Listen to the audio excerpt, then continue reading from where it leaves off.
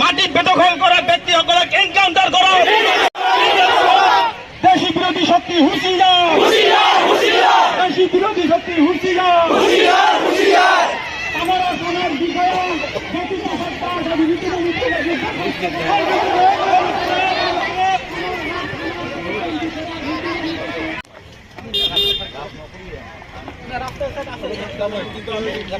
আমার ন্যায় পাওয়া নল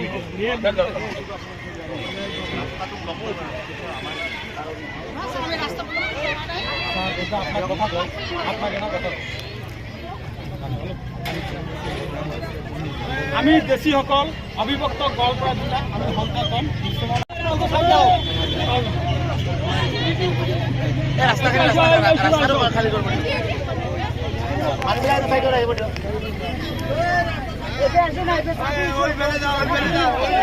দুই নম্বৰ ঋতু মইনী বৈৰাগীক আমি সিদিনা গম পালোঁ ভুৱাৰ ওপৰত দিছে। সি কৈছিল শুধৰণি কৰি দিব, দিয়া নাই। ঋতুমণি বৈৰাগীক তদন্ত কৰি ইতিমধ্যে বৰখাস্ত কৰিব লাগে।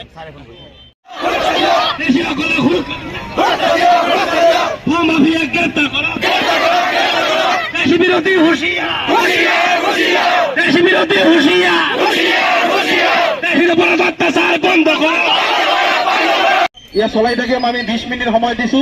20 মিনিটৰ ভিতৰত যদি আমাৰ ডিচি মহোদয় ইয়াত উপস্থিত নহয় আমি ৰোড ব্লক কৰি দিম। কিন্তু সকলোকে আহ্বান জনাইছো শান্তিপূৰ্ণভাৱে আমি আমাৰ গণতান্ত্ৰিক আন্দোলন আমি কৰিম। আমাৰ গণতান্ত্ৰিকভাৱে আমি আমাৰ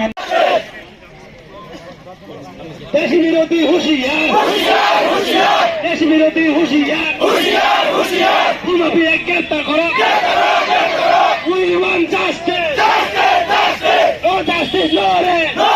বেদনা আমার যে স্মারক পত্র আমি দিম। যদি আমি 20 মিনিটের ভিতৰত আমার ডিসি মহোদয় নাহে আমি রোড ব্লক করার কারণে বাধ্য হম। দেশি মানুহক সুরক্ষা দিয়ক, দেশি মানুহক সুরক্ষা দিয়ক, দেশি মানুহক সুরক্ষা দিয়ক। দেশি বিরোধী পুলিচক বরখাস্ত করক, দেশি বিরোধী পুলিচক বরখাস্ত করক। দেশি ভূমির উপর দালালি করা ব্যক্তিসকলক গ্রেপ্তার করো। দেশি বিরোধী শক্তি হুঁশিয়ার।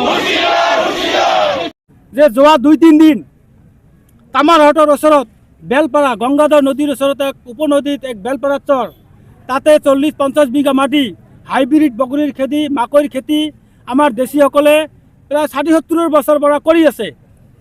এইখিনি ঠাইত বা বসবাস কৰি আছে 6-7টা পৰিয়ালে। এইখিনি ঠাইত যোৱাকালি তাৰ আগদিনা পূৰ্ববংগীয় মূলীয় মানুহৰ প্ৰায় 200জন মানুহ আহি জেচিবি লগাই খেতি বাতি ধ্বংস কৰি নিজৰ ইচ্ছামতে ৰাস্তা মানে সীমা নিৰ্ধাৰণ কৰে, 1 বিঘা 2 বিঘা কৰি ভাগ কৰি লয়। আৰু এই গোটেই ঘটনাৰ নেতৃত্ব দিছে মঞ্জুৰ আলম আহমেদ, তেওঁ বালাজন আঞ্চলিক পঞ্চায়তৰ উপসভাপতি। আজি অসমত যদি আমি সুৰক্ষিত নহওঁ, যদি আমাক এনেকৈ দিনৰ পোহৰতে জেচিবি লগাই ধ্বংস কৰিব পাৰে, তেন্তে ইহঁতে আজিকালি সেইদিনাও কৈছিল যে ইয়াত যিখিনি দেশী মানুহ থাকিব সিহঁতক গণহত্যা কৰা হ'ব যদি থাকে। তো এইখিনি তাৰ বিৰুদ্ধে প্ৰটেষ্ট কৰিব আহিছোঁ। আমি দাবী জনাইছোঁ চৰকাৰৰ ওচৰত যে মঞ্জুৰ আলম আহমেদক 24 ঘণ্টাৰ ভিতৰত গ্ৰেপ্তাৰ কৰিব লাগে। তেওঁৰ যিবোৰ মানুহ লৈ আহি আন্দোলন আমাৰ মাটিখিনি দখল কৰিছে, আমাৰ মানুহৰ খেতি বাতি নষ্ট কৰিছে, ক্ষতিপূৰণ দিব লাগিব, সিহঁতক কৰায়ত্ব কৰিব লাগিব, কঠোৰ শাস্তি বিহিব লাগিব।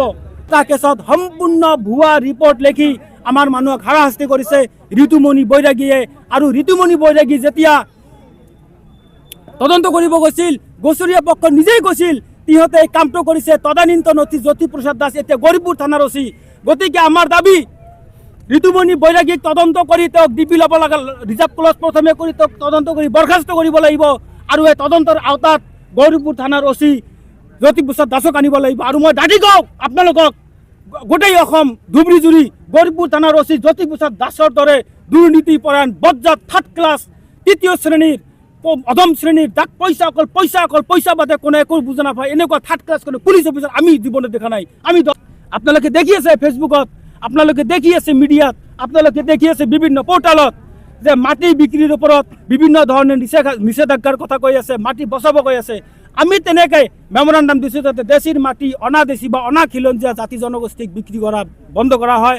কাৰণ দেশীসকলে মাটি বিক্ৰী কৰি কৰি আজি যদি গাঁৱত 10জন মানুহে বিক্ৰী কৰে বাকী 1000জন মানুহ এফেক্টেড হয়, ইম্পেক্ট হয়, আৰ্থ সামাজিকভাৱে লগতে অস্তিত্বৰ সংকট কঢ়িয়াই আনিছে। আমি এই ক্ষেত্ৰত অসম চৰকাৰৰ ওচৰত দাবী জনাওঁ, আজি আমি স্মাৰক পত্ৰ দিম, যদি ইয়াতে আহে আমি দাবী জনাওঁ যে দেশীসকলৰ মাটি বিক্ৰীৰ ওপৰত অতি সোনকালে প্ৰতিবন্ধকতা আৰোপ কৰিব লাগে। আৰু শেষত আমি ইয়াত আমাৰ থানাৰ সন্মুখত ধৰ্ণাত বহিছোঁ, যেতিয়ালৈকে আমাক প্ৰতিশ্ৰুতি দিয়া নহয় মঞ্জুৰ আলমক গ্ৰেপ্তাৰ কৰা বুলি, যেতিয়ালৈকে ঋতুমণি বৈৰাগীৰ ওপৰত বিহিত ব্যৱস্থা লোৱা নহয়, আৰু জ্যোতি প্ৰসাদ দাস আৰক্ষী বিষয়াত আমাৰ বৰ্তমান গৌৰীপুৰ আৰক্ষী থানাৰ ভাৰপ্ৰাপ্ত আৰক্ষী বিষয়া তেওঁকে যে তদন্ত আওতাত আনাৰ প্ৰতিশ্ৰুতি দিয়া নহয়, তেন্তে আমি ইয়াত কোনেও ইয়াত নুঠো। আমাক গুলি কৰিলে গুলি কৰিব, কাৰণ এনেও আমাৰ জীৱনৰ দাম নাই। যিকোনো বেলেগ জনগোষ্ঠীয়ে ইচ্ছা কৰিলে আমাৰ ঘৰ ভাঙি দিব পাৰে, আমাৰ খেতি নষ্ট কৰি দিব পাৰে, আমাৰ কোনো এনেও জীৱনৰ দাম নাই। আপোনালোকে গুলি কৰি মাৰক, কি কৰে বুলডোজাৰ লগাই আমাক চেপি মাৰি পেলাওক, আমি ইয়াৰ পৰা নুঠো যেতিয়ালৈকে আমাক এক প্ৰতিশ্ৰুতি, আমাক জিলা প্ৰশাসনে প্ৰতিশ্ৰুতি নিদিয়ে একদম সময়সীমা বান্ধি। এইখিনিৰ কাৰণে আজি আমি ইয়াতে বহি আছোঁ।